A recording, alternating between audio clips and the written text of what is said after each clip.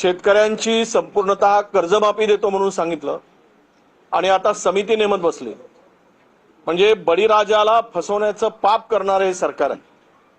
ज्या बळीराजाच्या भरोशावर खातात आणि त्या बळीराजाला म्हणतात तुझ्या अंगावरचे कपडे आम्ही दिलेत, तुझ्या पायातले चपला आम्ही दिलेत, तुझ्या बापाला दिलं, तुझ्या मायेला दिलं, अशा प्रकारचे घाणेरडी भाषा वापरून समस्त शेतकऱ्यांचा अवमान करणारे सरकार आहे।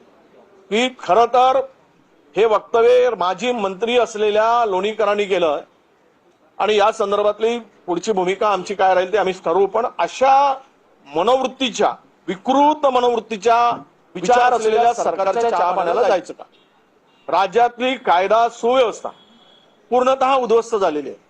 रोज खून होत आहे, बलात्कार होत आहेत, काही कायद्याचा धाक राहिलेला नाही, पोलिसांचा धाक राहिलेला नाही आणि हे सरकार मस्तपणे मस्तगुल होऊन टक्केवारी आणि जिल्हे वाटण्याच्यासाठी एकमेकाशी भांडत आहे।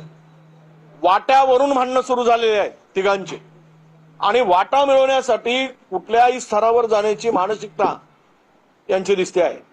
म्हणजे एकमेकाच्या खात्यावर निधीवर डोळा ठेवून आहेत। हे डोळा ठेवून यासाठी आहेत की यांना डोळा मारून घ्यायचा आहे म्हणून एक दुसऱ्याच्या खात्यावर, यांना जनतेच्या कामावर डोळा ठेवायचा, जनतेच्या प्रश्नावर यांचा डोळा नाही आहे। यांचा डोळा कुठे आहे तर निधीवर डोळा आहे। अधिकाधिक निधी मिळवायचा आणि त्यातून आपली टक्केवारी काढायची। आपल्याला माहित असेल की महाराष्ट्रामध्ये अवकाळी पाऊस मोठ्या प्रमाणात आला आणि त्यामध्ये नुकसान झालं।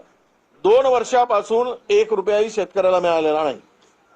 या सगळ्या नैसर्गिक आपत्तीमध्ये झालेल्या नुकसानीचं पैसेच मिळत नाही आणि मग अशा सरकारच्या चहा पाण्याला काय जायचं आम्ही?